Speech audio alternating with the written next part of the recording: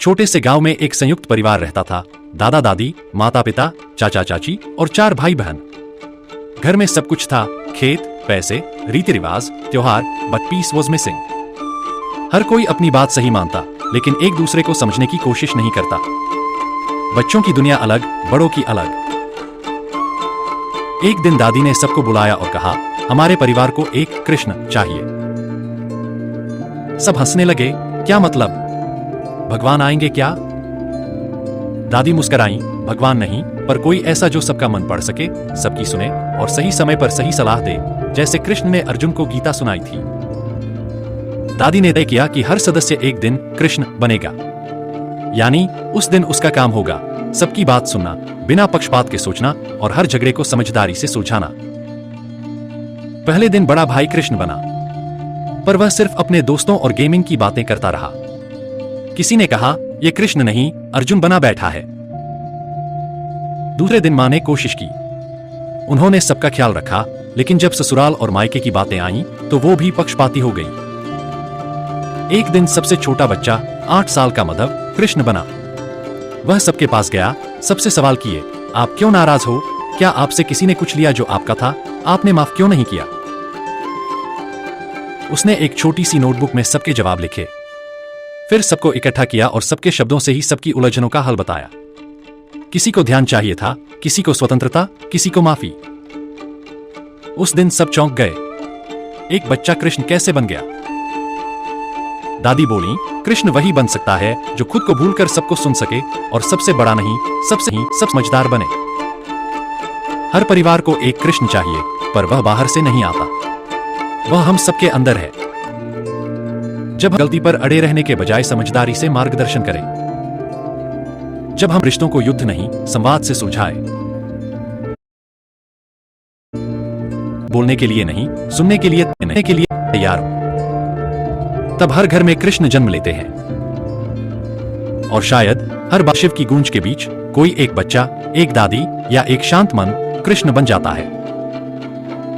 भारतीय ग्रंथों में कृष्ण केवल एक ऐतिहासिक पुरुष नहीं, बल्कि धर्म, करुणा, नीति और योग के जीवंत प्रतीक हैं। उनका जीवन 4 मुख्य भूमिकाओं में विभाजित है।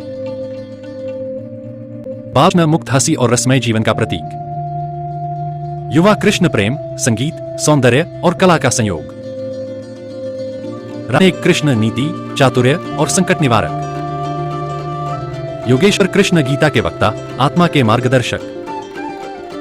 महाभारत का युद्ध सिर्फ 2 राजवंशों का संघर्ष नहीं था, वह मनुष्य की अंतरात्मा का युद्ध था, अहंकार बनाम धर्म। अर्जुन जैसा वीर, साक्षात शिव का अंश, युद्ध भूमि में भ्रमित हो गया। कृष्ण ही थे जो उस मनोभूमि में उतरकर अर्जुन को स्वयं की पहचान करवाते हैं। गीता का पहला संदेश है, क्लैब्यम मास्म गमः पार्थ।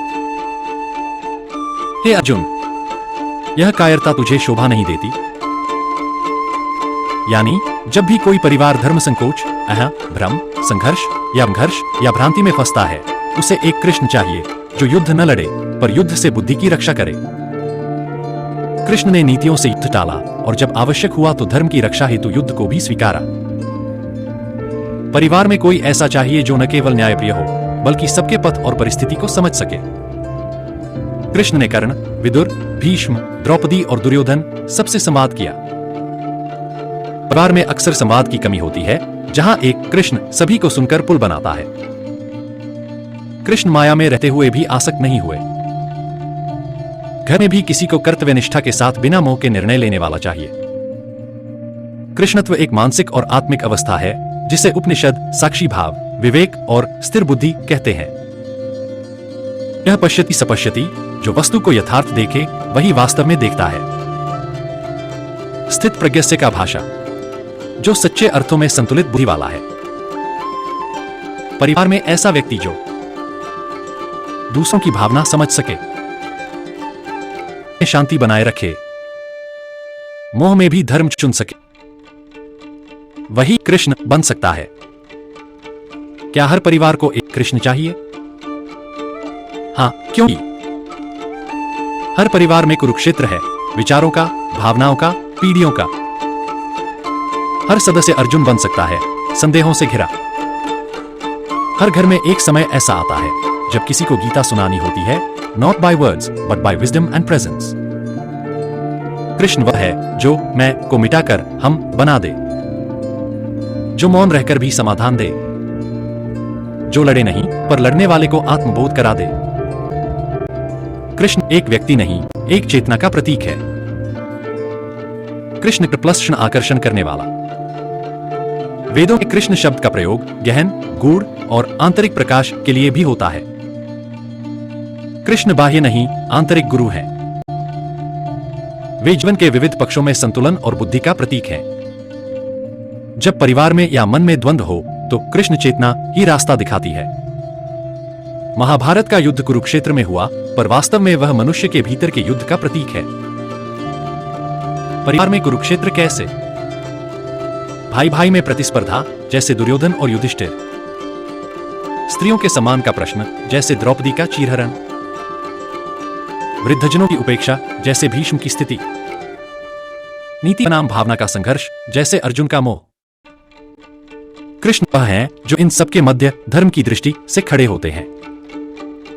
अर्जुन हमारे भीतर का वह भाग है जो कर्तव्य और संबंध के बीच उलझता है, मोह और धर्म के बीच डगमगाता है, निर्णय लेने में भयभीत हो जाता है। कृष्ण अंतःकरण की वह वाणी है जो कहती है, स्वधर्मान परित्यज्य मामेकं शरणं व्रज। अपने सीमित मान्यताओं को छोड़कर मेरी व्यापक चेतना में आओ। गीता में कृष्ण अर्जुन के सारथी बनते हैं।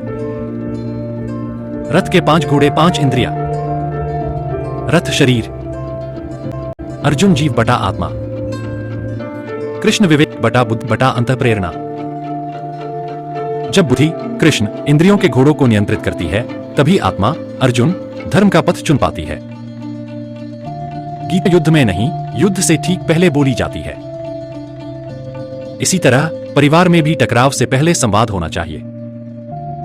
प्रतीकात्मक शिक्षा। गीता का ज्ञान संयमित संवाद प्लस करुणा प्लस तटस्थता। कृष्ण का मौन और मुस्कान परिस्थिति को बिगाड़े बिना उसमें रोशनी लाना। कृष्ण युद्ध भूमि में भी मुस्कुराते हैं। यह मुस्कान निष्प्रियता की है, जब परिणाम से परे होकर कर्तव्य करता है। परिवार में ऐसा सदस्य जो संकट में घबराए नहीं, बल्कि मुस्कुराकर मार्ग दिखाए, वही कृष्ण तुल्य है। कृष्ण का जीवन एक पूर्ण लीला है, नृत्य, प्रेम, युद्ध, ज्ञान। वह हर भूमिका निभाते हैं, पर किसी से बंधते नहीं। परिवार में जो व्यक्ति हर रिश्ते को निभाता है, पर उसमें मुक्त रहता है, वही सचमुच कृष्ण तुल्य है। हर परिवार एक महाभारत है, कहीं छोटी, कहीं बड़ी। और हर महाभारत में एक अर्जुन होता है जो सत्य जानना चाहता है पर डरता है। और तभी एक कृष्ण की आवश्यकता होती है जो युद्ध नहीं लड़ता पर चेतना को जगा देता है। इसलिए हर परिवार को एक कृष्ण चाहिए, इसका अर्थ है हर मन को विवेक चाहिए, हर संघर्ष को दिशा चाहिए और हर संबंध को धर्म के आलोक में जीने की कला चाहिए। डैनियल गोलमैन द्वारा प्रतिपादित इमोशनल इंटेलिजेंस (EQ) में 5 स्तंभ होते हैं। आत्मचेतना सेल्फ अवेयरनेस, आत्मनियंत्रण सेल्फ रेगुलेशन, सामाजिक चेतना सोशल अवेयरनेस, संबंध प्रबंधन रिलेशनशिप मैनेजमेंट, करुणा और सहानुभूति एम्पैथी। कृष्ण क्यों EQ के प्रतीक हैं? वे अपने क्रोध, प्रेम और करुणा को संतुलित रखते हैं। दुर्योधन से लेकर द्रौपदी तक वे हर भाव को समझते हैं। वे भावनाओं को नियंत्रित करते हैं, दमन नहीं करते। आधुनिक परिवारों में EQ से युक्त व्यक्ति ही कृष्ण बन सकता है, जो दूसरों की पीड़ा को समझे, प्रतिक्रिया नहीं दे, समाधान निकाले। आज की फैमिली थेरेपी में सिस्टम्स थिंकिंग बहुत महत्वपूर्ण है। समस्या किसी व्यक्ति में नहीं, पूरे सिस्टम में होती है। कृष्ण ऐसा ही करते हैं। वे युद्ध को केवल दुर्योधन की समस्या नहीं मानते, वे पूरी कुल व्यवस्था की बीमारी को देखते हैं। वे कर्ण, भीष्म, विदुर सभी की भूमिका को समझते हैं और तटस्थ दृष्टि से समाधान खोजते हैं। आधुनिक परिवारों में जब हर सदस्य केवल अपने नजरिए से सोचता है, तब एक कृष्ण वह होता है जो पूरे सिस्टम की बिगड़ी हुई गतिशीलता को समझकर संतुलन लाता है। आधुनिक मैनेजमेंट थ्योरी कहती है, effective leaders are great listeners. Krishna किसी को डांटते नहीं, न अपमान करते हैं। वे अर्जुन को भी सिखाते हैं, कहकर नहीं, समझाकर। वे संवाद में बौद्धिकता और करुणा का संतुलन रखते हैं। आज परिवारों में व्हाट्सएप की रीड नॉट रिप्लाई संस्कृति है। वहां एक ऐसा संवादक चाहिए जो मौन में भी मर्म समझे, वही कृष्ण है।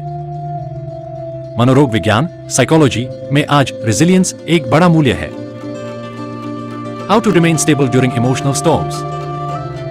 कृष्ण अपने मामा कंस की जेल में जन्म लेते हैं, युद्ध के बीच रहते हैं, फिर भी कभी विक्षिप्त नहीं होते।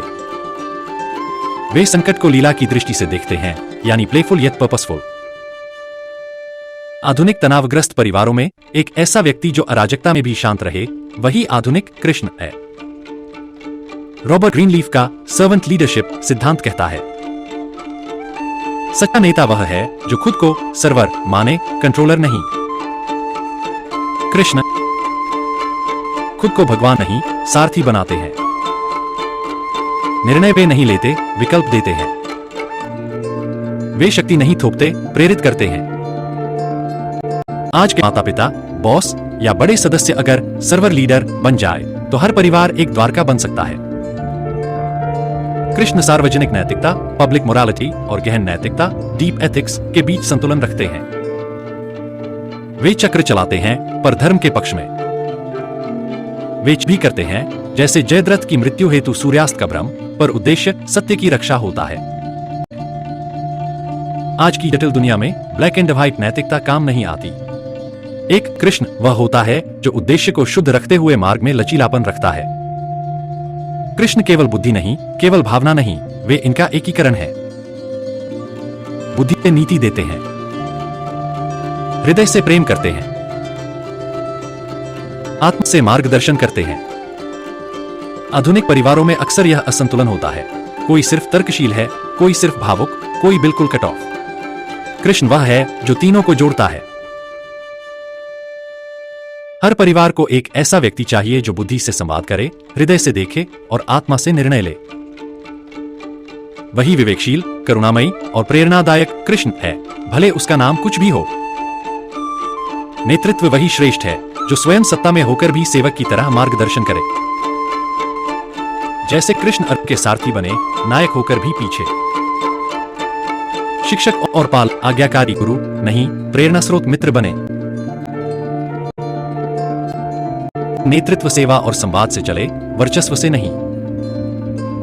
समस्या तब नहीं बढ़ती जब मतभेद हो, वह तब बढ़ती है जब संवाद न हो। गीता यही सिखाती है, मौन युद्ध से बेहतर है स्पष्ट संवाद। परिवारों में साप्ताहिक संवाद सत्र हो, बिना आरोप, केवल समझ के लिए। विद्यालयों में गीता संवाद पद्धति सिखाई जाए, निर्णय से पहले आत्मचिंतन। हमारे शरीर में इंद्रियां रथ हैं, बुद्धि सारथी है। यदि इंद्रियां अनियंत्रित हों तो जीवन भटकता है। विद्यालयों में इंद्रिय शिक्षा, ध्यान, मौन, संयम का अभ्यास कराया जाए। डिजिटल युग में मन के रथ को थामने के लिए स्मृति जागरण पद्धति विकसित हो। कृष्ण हर कार्य को लीला मानते हैं। यह दृष्टि हमें तनाव से मुक्ति देती है। काम और पढ़ाई को प्रतियोगिता नहीं, अन्वेषण की लीला बनाया जाए। विफलता को खेल की तरह स्वीकार करने की शिक्षा दी जाए। धर्म केवल पूजा पद्धति नहीं, कर्तव्य और विवेक का चयन है। कृष्ण कहते हैं, स्वधर्मे निधन श्रेय, यानी अपनी जिम्मेदारी निभाना सर्वोत्तम है। शिक्षा प्रणाली में धर्म का अर्थ कर्तव्यबोध से जोड़ा जाए। बच्चों को स्वधर्म पहचाने के अभ्यास कराए जाए, जैसे आत्मविवेचन, मूल्य विश्लेषण। कृष्ण युद्ध भूमि में भी मुस्कुराते हैं, न आडंबर, न उपेक्षा, केवल आत्मिक संतुलन। मानस स्वास्थ्य शिक्षा में कृष्ण मुस्कान कार्यक्रम, तनाव में स्थिर रहने की कला। कार्यस्थलों पर मौन संवाद और दृष्टि व्यवहार के अभ्यास। जब द्रौपदी ने सभा से पूछा, मुझे कौन बचाएगा, तब धर्म मौन था, पर कृष्ण बोले। नारी सुरक्षा केवल कानून से नहीं, धार्मिक चेतना से सुनिश्चित हो सकती है। कृष्ण चेतना मंच, जो हर असहाय की पुकार पर मौन न रहे। हर मनुष्य कृष्ण बन सकता है, यदि वह स्वयं के भ्रम और भय से मुक्त हो जाए। नैतिक शिक्षा में कृष्णत्व जागरण पाठ्यक्रम, जिसमें प्रत्येक को अपना अर्जुन समझाया जाए। सामाजिक जीवन में मध्यस्थ कृष्ण जो टकराव में समाधान के सेतु बने।